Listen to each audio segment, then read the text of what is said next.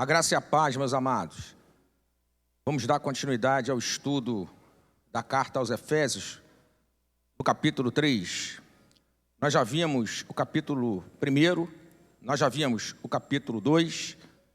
Na semana passada, nós iniciamos o estudo do capítulo 3 da carta aos Efésios. Nós fizemos a leitura e a meditação dos versos 1 a 7. É como se fosse uma primeira sessão. Hoje, nós vamos avançar dos versos 8 a 13. É como se fosse uma outra sessão. Hoje, nós vamos falar mais, nós vamos destacar mais o nosso relacionamento com Deus, que é baseado em ousadia e confiança. Na semana que vem, nós vamos concluir o capítulo 3 da carta aos Efésios, quando estudaremos, meditaremos a oração que Paulo faz, a partir do verso 14. Então, assim está dividido o estudo da carta aos Efésios. Versos 1 ao verso 7, a ênfase foi no poder do Evangelho, desse Evangelho que é anunciado com poder e graça. Então, vamos fazer uma brevíssima revisão. Eu queria destacar alguns textos ainda sobre o que foi comentado na semana passada. Mas vamos fazer uma oração inicial, antes da gente tocar nesses assuntos. Amém? Vamos orar ao Senhor. Pai, pedimos graça, essa graça abundante sobre as nossas vidas, nessa ministração.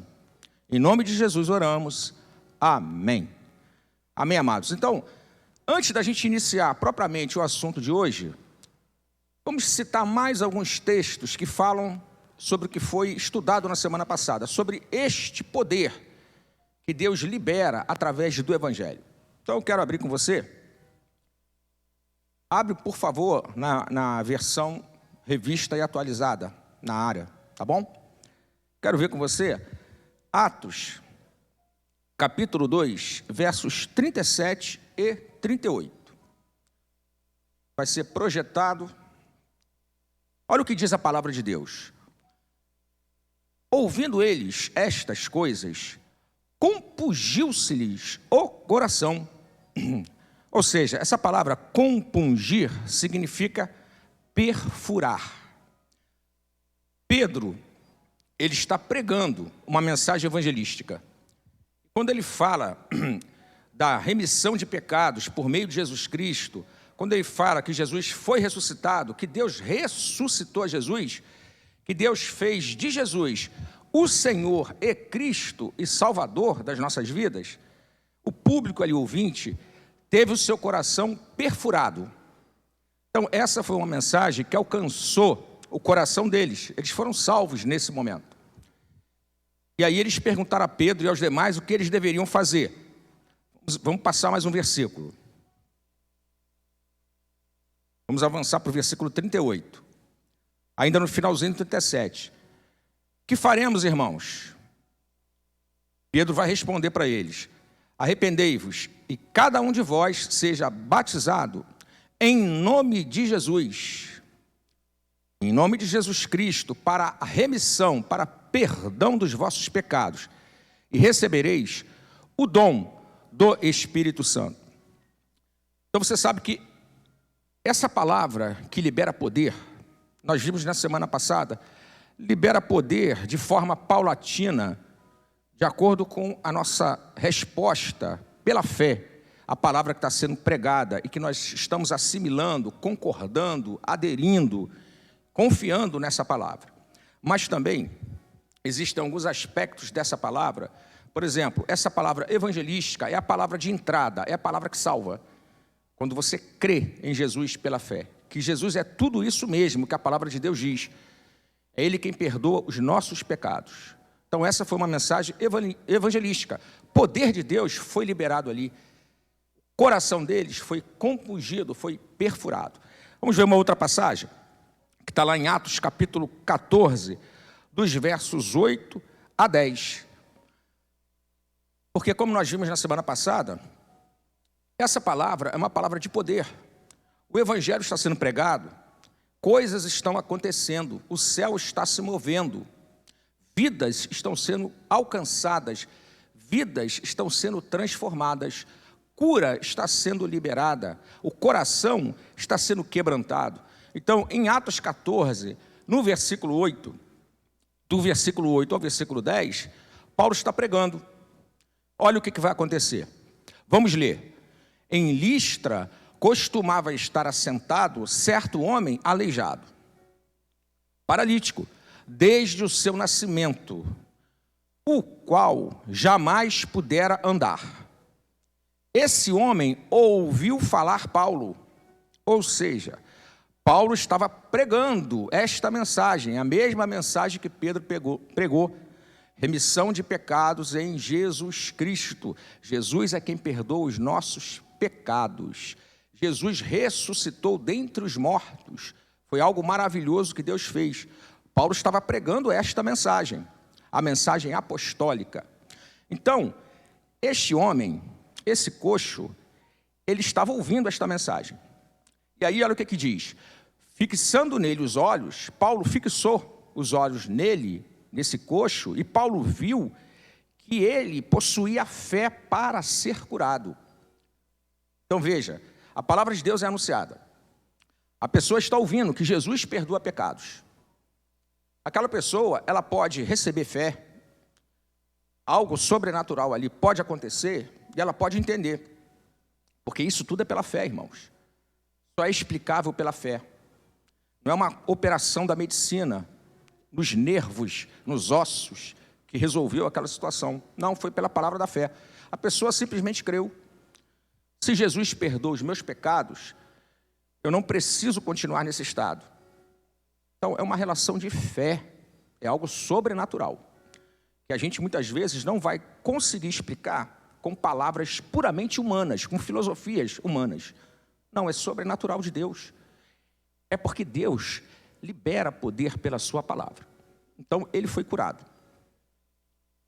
Continuando, Paulo disse para ele, em alta voz, apruma-te direito sobre os pés. Ele saltou e andava. Então, para concluir o raciocínio, ele deve ter entendido, se Jesus perdoa os meus pecados, então eu não preciso continuar nesta situação. É mais ou menos essa relação que ele desenvolveu ali, quando ele ouviu esta palavra. Isso acontece ainda hoje em dia? Com certeza isso ainda acontece. Mas tudo é pela fé. É a fé que vai explicar essas coisas. Então vamos lá. Esse evangelho poderoso, do qual nós falamos na semana passada, é um evangelho que liberta, é um evangelho que transforma vidas. Vamos lá, abre para mim Efésios, no capítulo 4, no versículo 28. Efésios, capítulo 4, versículo 28. Olha o que diz. Aquele que furtava, não furte mais. Antes, trabalhe, fazendo com as próprias mãos o que é bom, para que tenha com que acudir, com que socorrer, com que ajudar ao necessitado. Então, esse evangelho poderoso, essa palavra da pregação, ela transforma corações, ela transforma a vida. Então, é uma palavra que liberta, é uma palavra que salva, é uma palavra que cura, é uma palavra que restaura. Isto é, meu irmão e minha irmã, palavra de poder. Palavra que precisa ser constantemente ouvida, porque a fé vem pelo ouvir. Nós já vimos isso em domingos anteriores, Romanos capítulo 10, versículo 17, a fé vem pelo ouvir.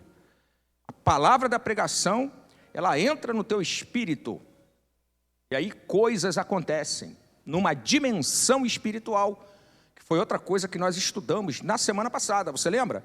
Regiões celestiais. Pois é, nessa dimensão espiritual, invisível, não é aos olhos naturais, tá?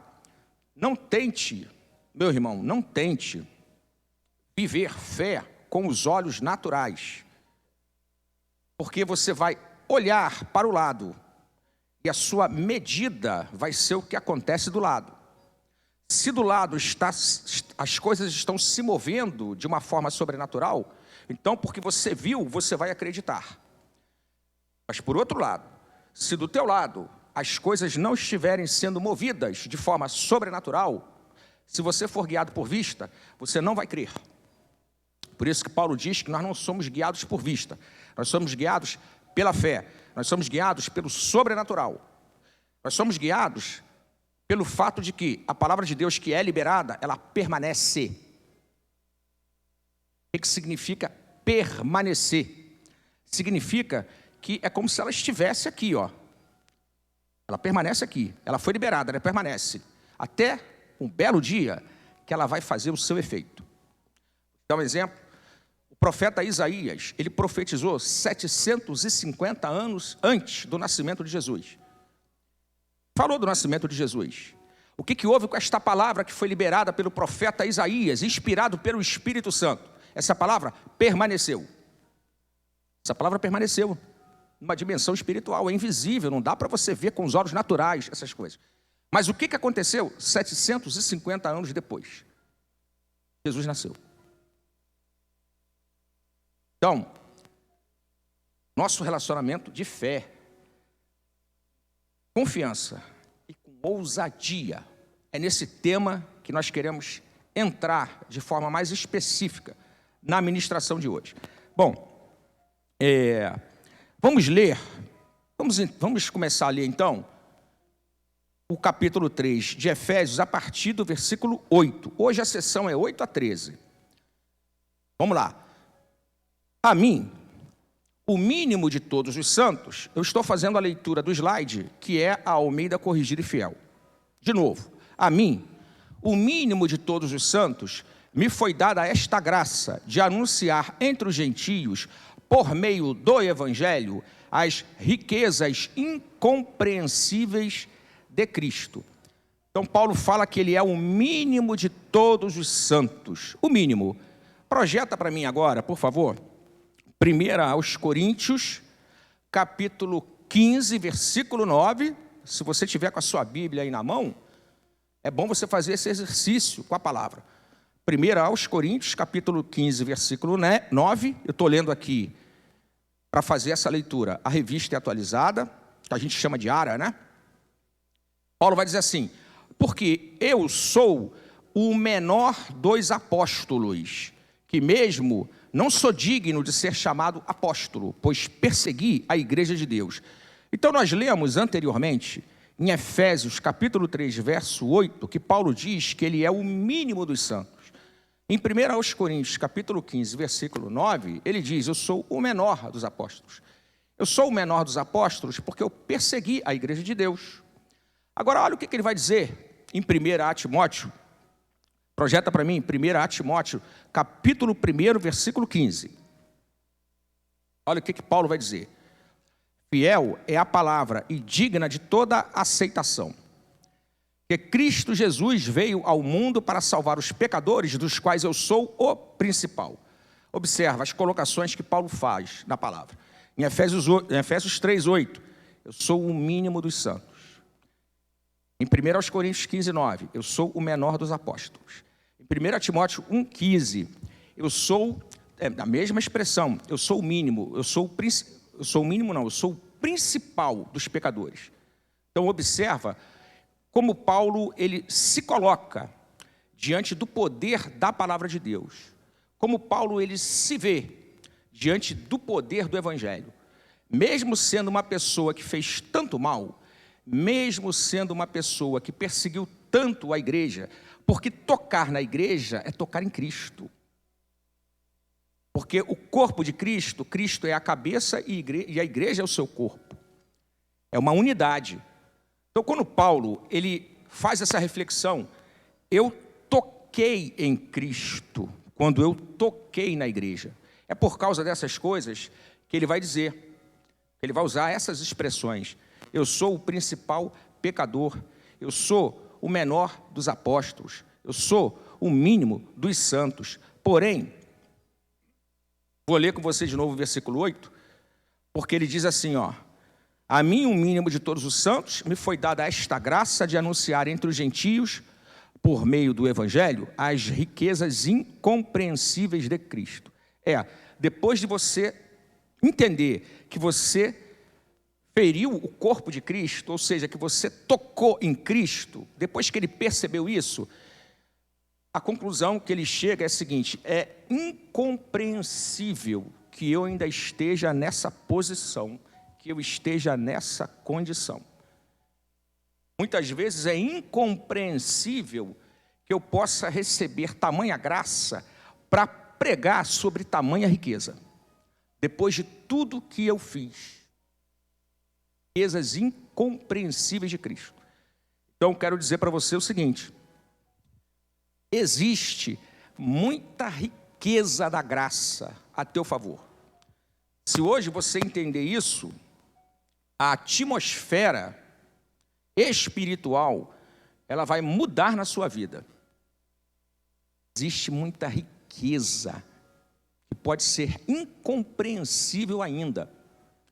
Você pode se sentir hoje a pior pessoa do mundo, pelo que você fez, pelo que você deixou de fazer, pelo que você falou, nas coisas que você insistiu, nas escolhas que você fez, nas opções que nem sempre foram as melhores opções que você tomou na sua vida. Paulo também fez isso. Paulo um dia escolheu perseguir a igreja de Cristo, o corpo de Cristo. Mas ele é escolhido por Deus para ser essa pessoa que prega maravilhosamente sobre este corpo espiritual que um dia ele perseguiu. Riquezas incompreensíveis. A atmosfera pode mudar na sua vida hoje, se você entender isso. Existe muita graça, Deus, obrigado. Existem coisas inexplicáveis. Coisas inexplicáveis. Eu posso não entender. Aliás, eu fico satisfeito, Senhor, de nem no dia de hoje entender tudo não. Mas se ao menos a atmosfera for mudada, se ao menos eu pudesse ser sensibilizado e sentir esta graça fluindo no meu ser, na minha vida hoje, então Deus, é tudo que eu quero. A atmosfera pode mudar na sua vida hoje. Então vamos seguir. Agora vamos fazer uma leitura corrida do versículo 9 ao versículo 13. Vamos lá, versículo 9. E demonstrar a todos qual seja a comunhão do mistério, que desde os séculos esteve oculto em Deus, que tudo criou por meio de Jesus Cristo. Pode passar? Para que agora, pela igreja, a multiforme sabedoria de Deus seja conhecida dos principados e potestades nos céus, segundo o eterno propósito que fez em Cristo Jesus, nosso Senhor, no qual temos ousadia e acesso com confiança pela nossa fé nele. Portanto, vos peço que não desfaleçais nas minhas tribulações por vós, que é a vossa glória. Bom, você sabe que não tem como pregar toda a Bíblia de uma vez só, nem toda a carta de Paulo de uma vez só.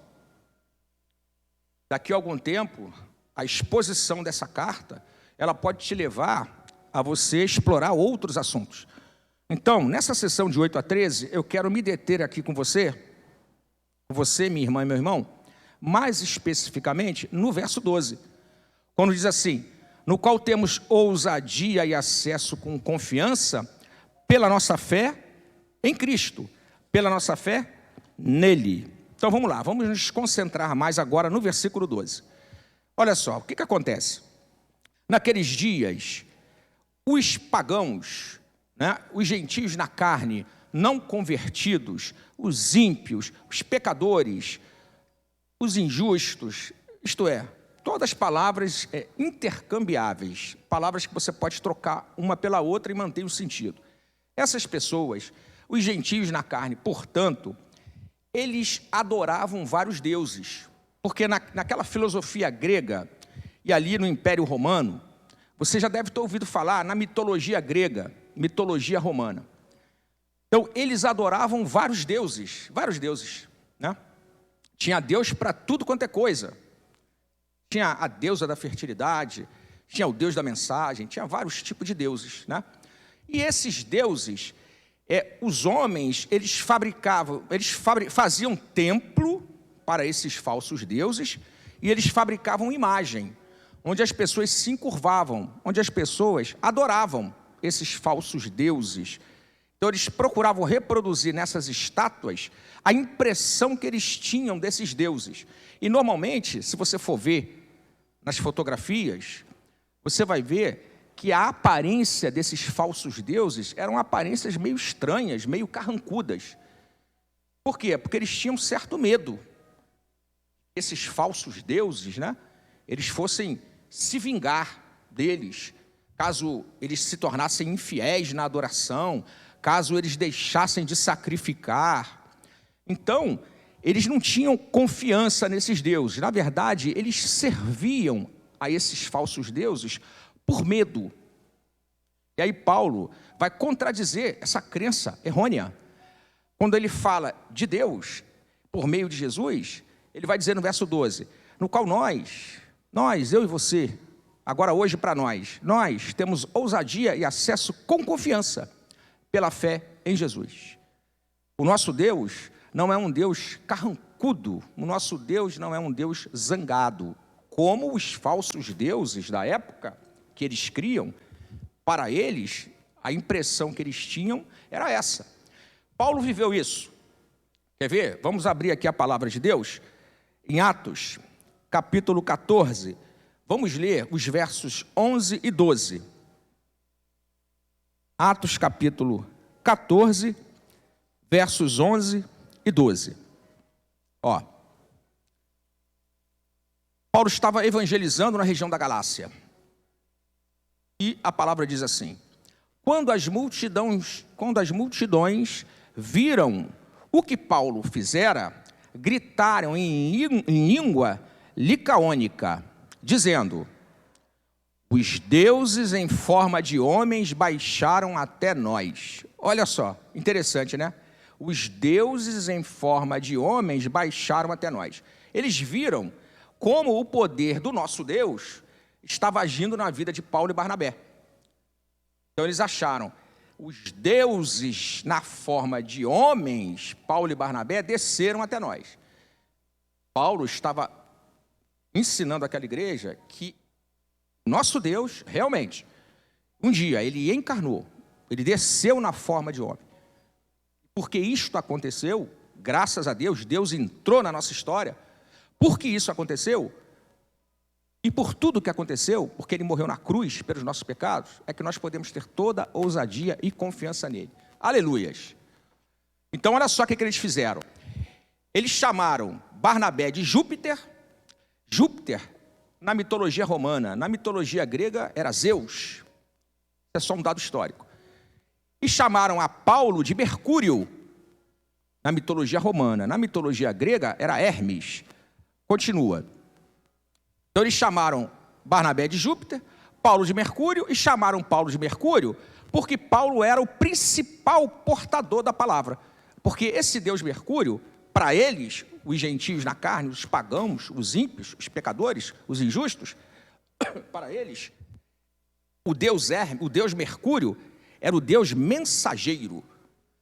Então, quando eles viram Paulo pregando o evangelho, o poder de Deus se manifestando, eles disseram que Paulo era Mercúrio. Então você veja como essa cultura estava enraizada, como Paulo participou dessa cultura religiosa pagã, como ele vivenciou isso. Então vamos lá. Só que Paulo, ele fala que nós podemos ter todo acesso, toda a confiança no nosso acesso a Deus por causa de Jesus Cristo. E aqui eu quero fazer um comentário para você. O comentário que eu quero fazer para você é o seguinte: Paulo gasta, segundo a divisão que foi feita posteriormente, não foi nem Paulo que fez essa divisão, mas segundo a divisão que foi feita posteriormente, Paulo gasta 3 capítulos inteiros, capítulo 1, capítulo 2 e capítulo 3, e mais 16 versículos do capítulo 4, Paulo gasta, portanto, 3 capítulos e meio, aproximadamente, para falar da nossa posição em Cristo, do que nós somos em Cristo, das bênçãos espirituais que estão na nossa vida por causa de Cristo.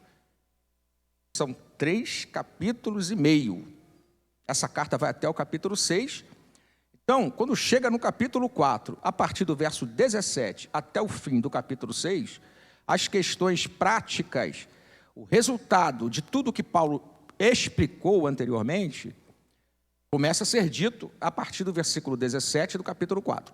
Mas Paulo gasta 3 capítulos e meio para explicar a nossa posição espiritual em Cristo.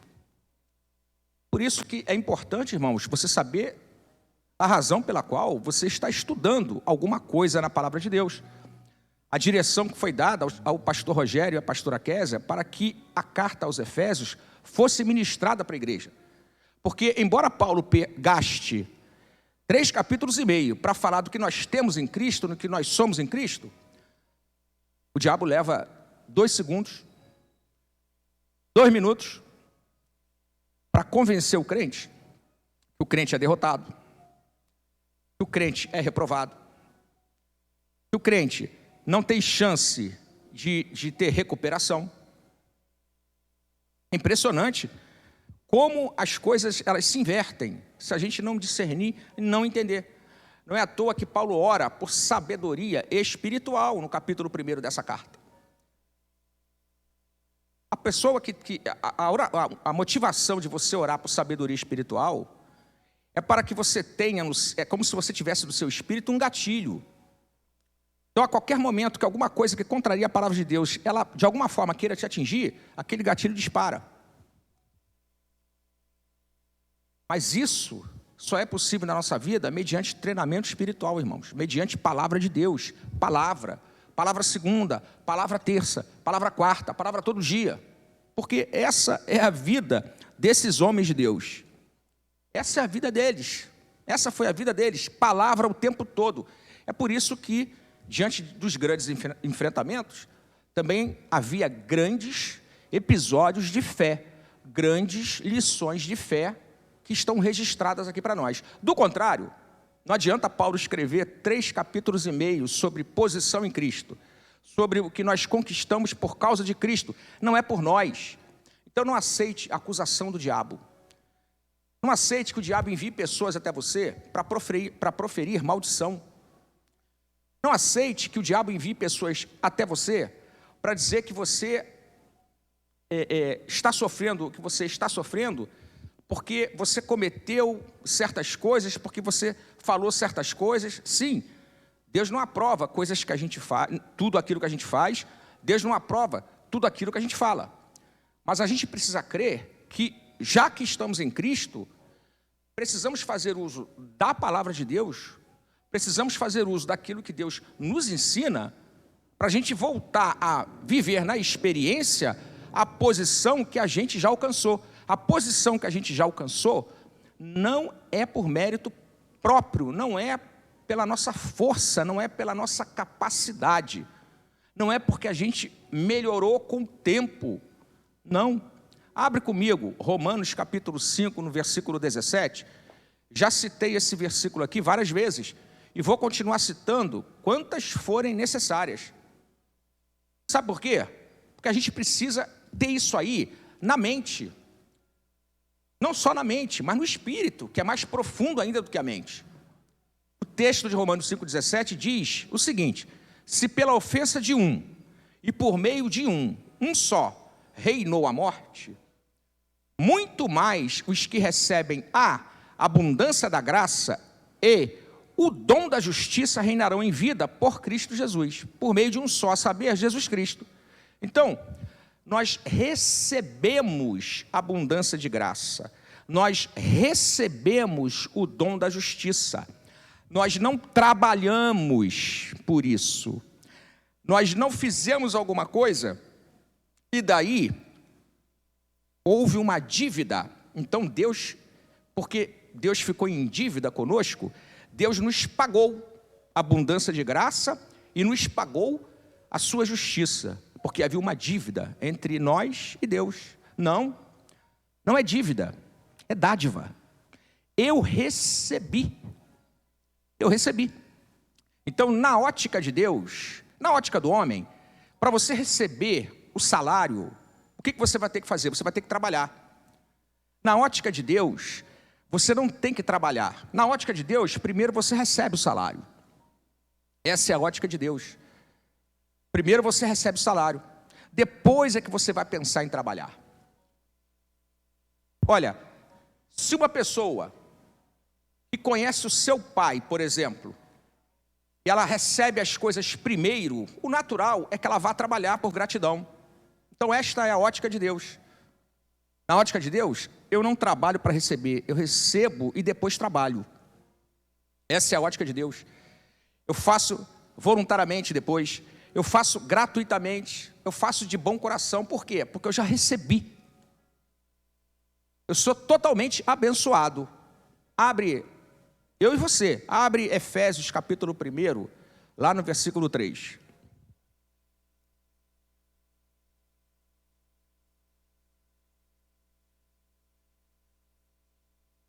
A gente precisa ler isso aí sempre.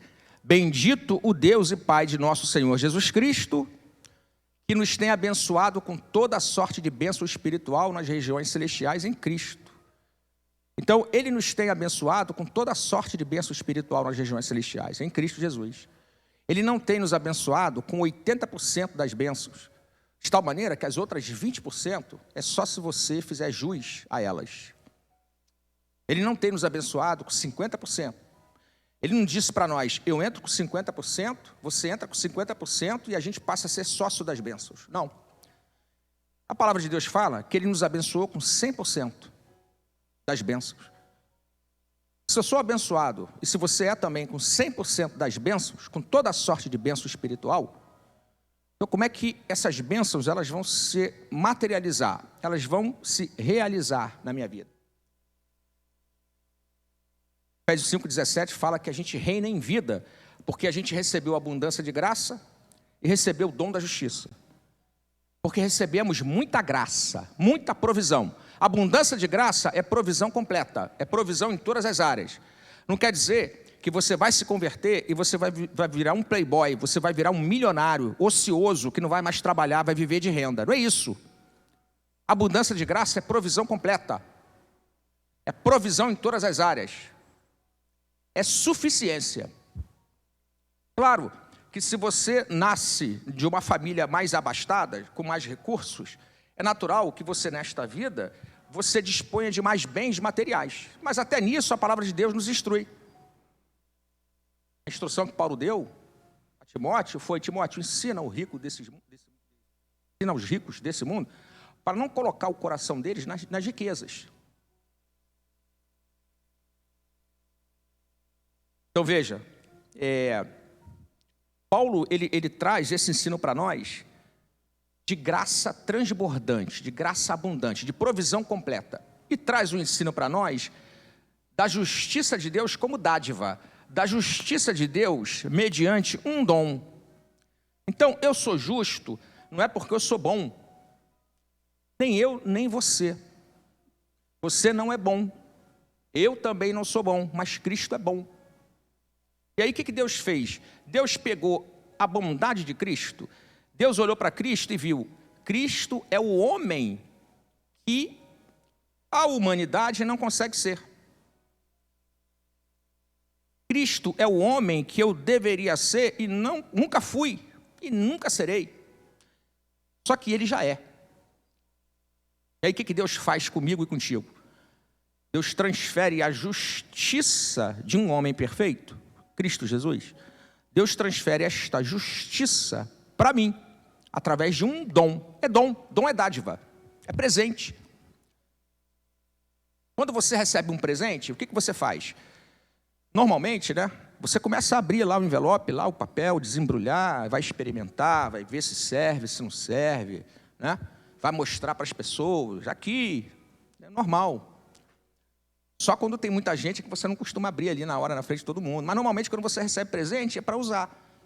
Então nós recebemos um dom, um presente, uma dádiva, a justiça de Cristo.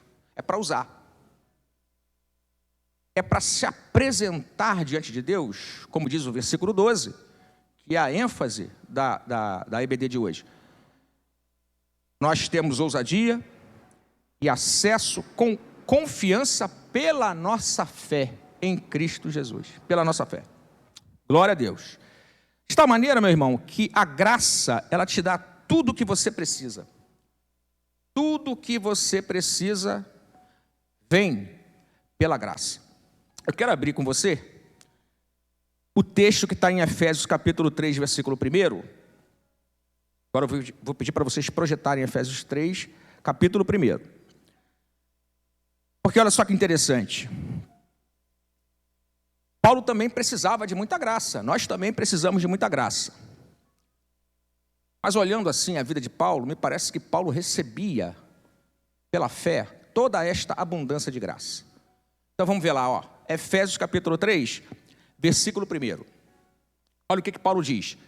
Por esta causa, eu, Paulo, sou o prisioneiro de Cristo Jesus, por amor de vós, gentios. Só o versículo 1. Agora vai lá no Efésios 4, versículo 1.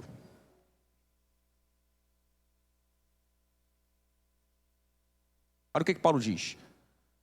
Rogo-vos, pois eu, o prisioneiro no Senhor.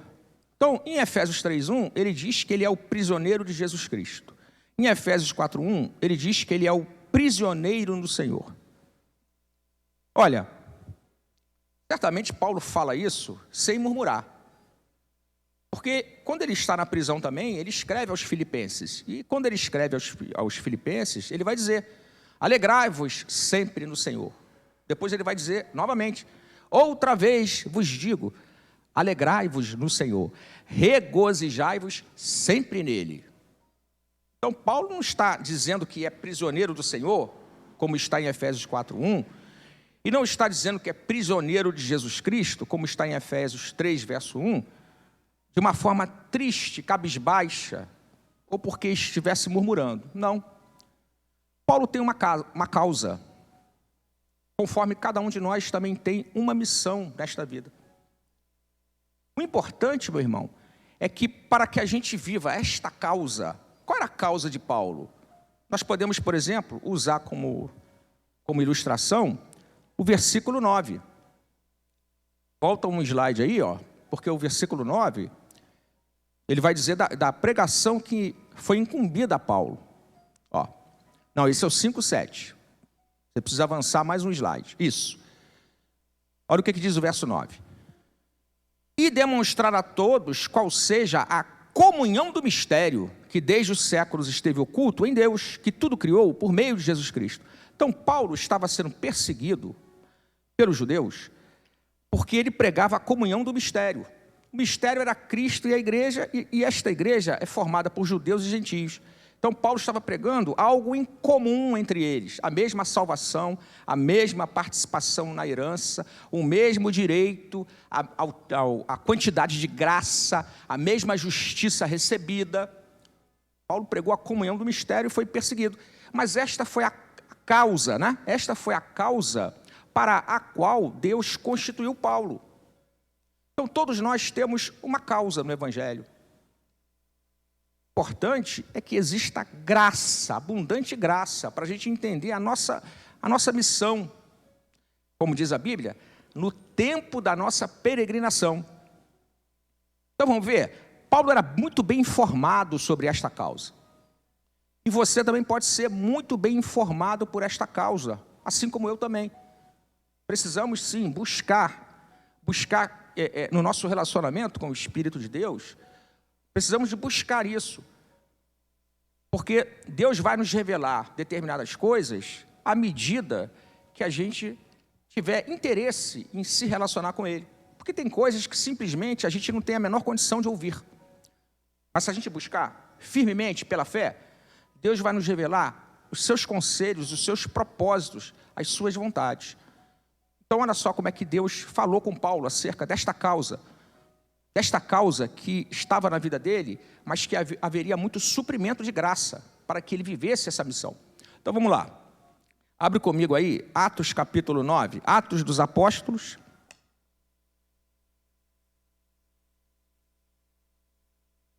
Atos dos Apóstolos, capítulo 9, versículo 15 e 16.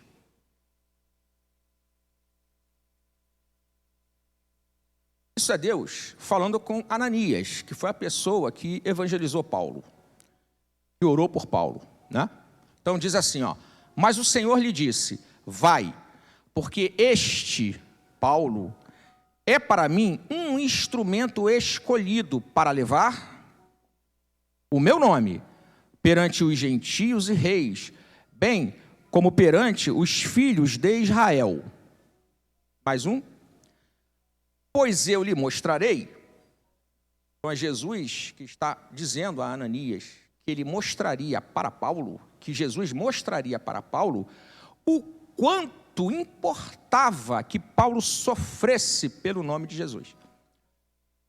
Então lembra que Paulo, ele se considerava o mínimo dos santos, o menor dos apóstolos, dos pecadores, o principal, porque foi blasfemo, perseguidor da igreja, porque tocou em Cristo, porque quem toca na igreja, toca em Cristo. Tocou na igreja, toca em Cristo. Então agora, Jesus vai falar para Paulo: Paulo, eu vou revelar para você. Na verdade, Jesus fala para Ananias, o Espírito de Deus fala para Ananias. Porém, aos poucos, nas experiências que Paulo teve com o Senhor, porque Jesus apareceu a Paulo algumas vezes, como a Bíblia deixa claro isso para nós, Jesus revelou para Paulo o quanto Paulo deveria sofrer. Então, é um ensino que Paulo teve. Um dia, eu toquei na noiva de Cristo.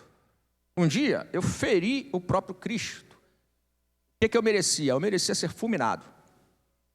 Mas agora, Cristo diz para mim: Paulo, você vai sofrer pelo meu nome, Paulo. Mas muita graça vai ser despejada sobre a tua vida. Sofrimentos nós poderemos passar neste mundo. Mas, meu irmão, se nós estivermos conscientes, se pela fé nós buscarmos isso, a abundante graça vai inundar a nossa vida. Isso sim. A gente não deve abrir mão. A gente não deve deixar de crer nunca nessas verdades espirituais. Vamos ver mais um texto? Atos capítulo 23, versículo 11.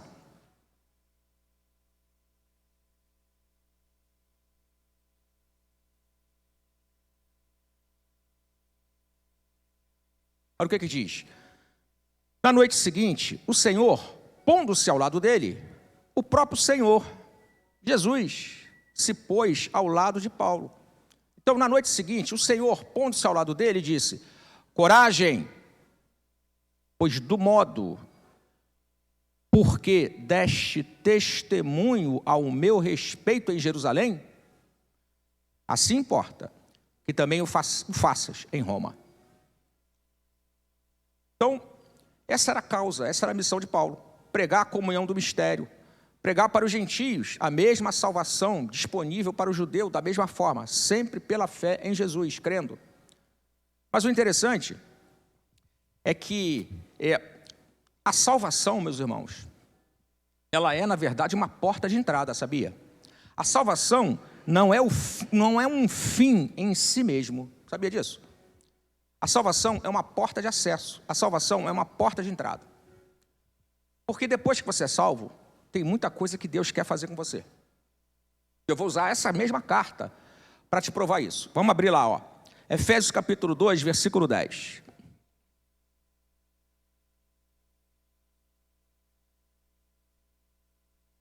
Efésios 2, verso 10. Diz assim, Efésios. Pois somos feitura. Em domingos anteriores nós vimos, feitura quer dizer poema. Deus escreve a nossa história. Então nós somos feitura dele, criados em Cristo Jesus para boas obras, as quais Deus de antemão preparou para que andássemos nelas. É impossível a gente andar nas obras que Deus preparou anteriormente sem que a gente tenha sido salvo. Impossível. Só é possível a gente andar nas obras que Deus preparou anteriormente depois que nós somos salvos. Porque tudo isso tem um propósito. O propósito é que a gente cada vez mais fique parecido com o Filho de Deus. O propósito é que a gente cada vez mais se pareça com Cristo Jesus. Então, salvação é uma porta de entrada. Mas não é um fim em si mesmo. É que para que nós sejamos o que Deus quer que nós sejamos, é preciso, primeiramente, que nós creiamos em Jesus e sejamos salvos. É só assim que nós podemos ser tudo aquilo que Deus planejou para que a gente fosse. Então, Paulo é esse homem cheio de fé, que conhece a causa, a missão dele, para quem Jesus apareceu mais de uma vez. Uma pessoa totalmente consciente de que um dia ele feriu Cristo, feriu a igreja, mas por outro lado, as riquezas incompreensíveis dessa graça alcançaram a vida dele. Quantas vezes ele deve ter pensado, eu não sei como que eu estou pregando o evangelho depois de tudo que eu fiz, mas é assim mesmo, meu irmão. Depois de tudo que a gente já fez, ainda assim, existe graça disponível para quem crê. Hoje mesmo pode ser o seu caso. Pode ser que hoje haja uma necessidade específica na tua vida de se arrepender de alguma coisa. Paulo feriu Cristo. Paulo feriu o corpo de Cristo. Mas a abundante graça estava sobre a vida dele quando ele creu. Ele creu. E a abundante graça estava sobre a vida dele. Às vezes, por muito menos, a gente deixa de receber a bênção de Deus, por não acreditar que Deus pode ser tão bondoso e amoroso assim para nos aceitar, sendo quem nós somos. Mas é isso aí, é a verdade do evangelho. Nós somos aceitos simplesmente porque Jesus morreu, porque o sangue de Cristo nos alcançou. É só por isso que nós somos aceitos. Então, Paulo, com toda a fé e essa ousadia, Paulo é capaz de falar coisas que a gente precisa amadurecer na fé para poder falar também. Então vamos lá. Abre aí para mim, Efésios capítulo 2, versos 5 e 6.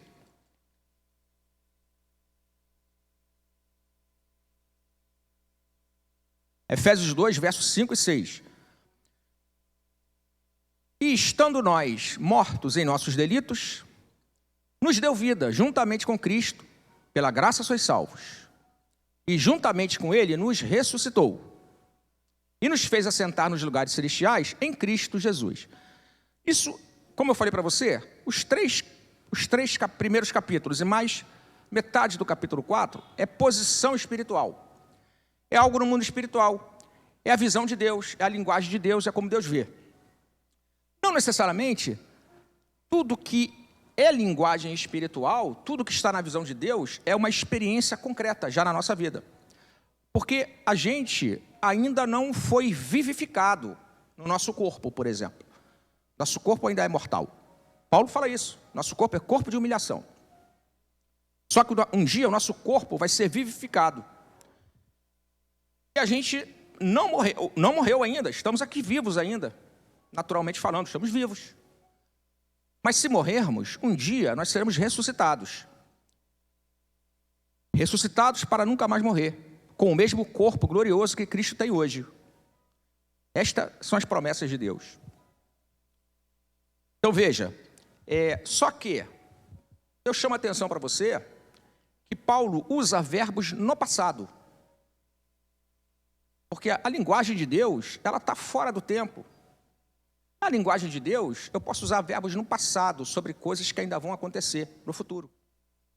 Segundo o nosso tempo. Porque esta é a linguagem de Deus. Então, Paulo, aí, com esta informação, vamos ler outra vez. Efésios capítulo 2, versos 5 e 6.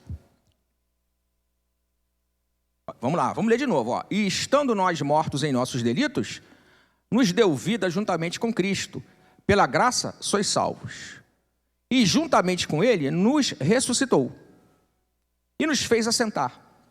Então, veja, Paulo não ressuscitou ainda. A igreja de Éfeso não ressuscitou ainda. Os irmãos que já partiram para o Senhor, para o descanso do Senhor, não ressuscitaram ainda. Só que Paulo afirma que nós já ressuscitamos, assim como nós já fomos vivificados, assim como nós nos assentamos nos lugares celestiais em Cristo Jesus. Então, essa linguagem é linguagem espiritual. Essa linguagem, portanto, é linguagem de fé. Esse é o tipo de linguagem que Deus utiliza. O tipo de linguagem que Deus utiliza é exatamente fazer com que coisas que não aconteçam, fazer com que coisas que ainda vão acontecer, no momento atual, que ainda não aconteceu, eu posso dizer que elas já aconteceram. É a típica linguagem de Deus. Dessa forma. Vamos abrir Hebreus, capítulo 11, no versículo 1, para ler isso melhor.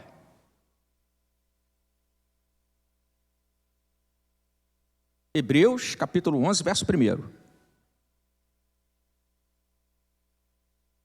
Ora, a fé é a certeza de coisas que se esperam, a convicção de fatos que não se veem.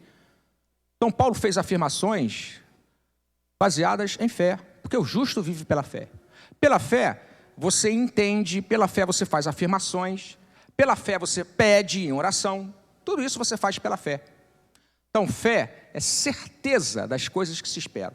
Então, Paulo, usando uma linguagem de Deus, uma linguagem de fé, ele tem certeza que determinadas coisas vão acontecer na experiência, na existência humana, na história humana, na história da humanidade ainda vão acontecer.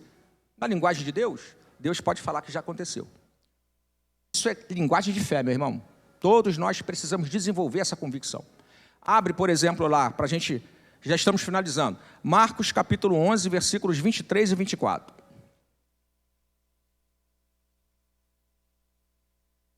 Marcos 11, 23, diz assim: porque em verdade vos afirmo que, se alguém disser a este monte, ergue-te e lança-te no mar, e não duvidar no seu coração, é firme convicção, não pode duvidar, mas às vezes basta dizer. Então vamos lá, não duvidar no seu coração, mas crer que se fará o que se diz, é firme convicção, é firme fundamento, é certeza daquilo que se espera. Então continuando, mas crer que se fará o que diz, assim será com ele. Isso é instrução de Cristo, isso é instrução de Deus. Continua. Por isso vos digo que tudo quanto em oração pedirdes, crede que já receberam. Crede que recebestes, isto é, credes que já receberam. E será assim convosco. O tema de hoje, mais especificamente, se baseou no versículo 12. Acesso a Deus com toda ousadia e confiança por Cristo Jesus. Então, que eu e você, cada vez mais, a gente desenvolva essa linguagem de Deus, essa linguagem de fé, nos apropriando das bênçãos espirituais que já estão disponíveis, e as implicações que elas têm na nossa vida. De tal maneira que, mediante uma firme convicção, nós possamos falar, nós possamos dizer coisas simplesmente baseado nesses princípios. Simplesmente dizer: ah, eu posso fazer isso? Pode. Mas por que eu posso? Porque a palavra diz que pode. Não estou inventando. É a palavra de Deus que fala isso. Marcos 11, 23 e Marcos 11, 24 diz exatamente isso. E posso ir mais além como Paulo fez. Eu posso falar até mesmo usando verbos no passado. É interessante, alguns cristãos, eles costumam dizer assim: não, irmão, já recebi. Já viu isso? Irmão, já recebi. Pois é, sabe o que é isso? Isso não é ignorância. Isso não é tolice. Isso não é estupidez. Sabe o que é isso? Isso é linguagem de fé. Então, meu irmão e minha irmã, que a gente tenha toda esta ousadia e confiança na nossa vida. Vamos ficar por aqui. Na semana que vem, a partir do versículo 14 até o final do capítulo, a gente vai fechar Efésios 3 na oração que Paulo faz. Agora nós vamos orar e, lembrando a você, às 11 horas EBD Kids, o QR Code vai ficar na tela, a conta da igreja, o Pix, que é o CNPJ, contribua voluntariamente, sempre, sempre. Lembra no meio dessa ministração? A pessoa grata, ela crê que ela primeiro recebe salário para depois trabalhar, e trabalhar voluntariamente com alegria. Se o seu coração for de ofertante, você pode ofertar, se assim for o seu desejo. Vamos orar encerrando. Pai, continua nos abençoando, nos concedendo toda esta graça abundante. Em nome de Jesus oramos. Amém.